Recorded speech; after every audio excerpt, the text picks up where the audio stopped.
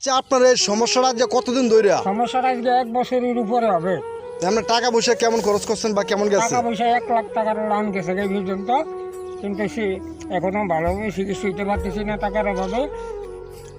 টাকার সমস্যা। এমনি আপনার মূলত হচ্ছে আপনার ছেলে সন্তান কয়জন?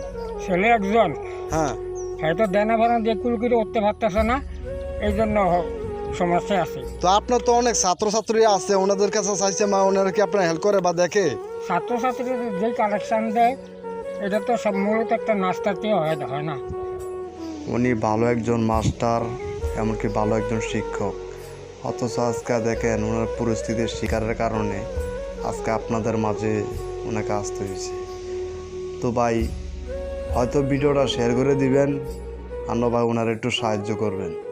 কত টাকা তো ভাই, কত মসজিদ মাদ্রাসায় অনেক টাকা পয়সা আপনারা দান করেন, একটাবার ভাই এই লোকটার দিকে একটু ভাই ফলো করেন। অথচ দেখেন টাকার জন্য উনি ঠিকমতো চিকিৎসা করতে পারতেছেন না।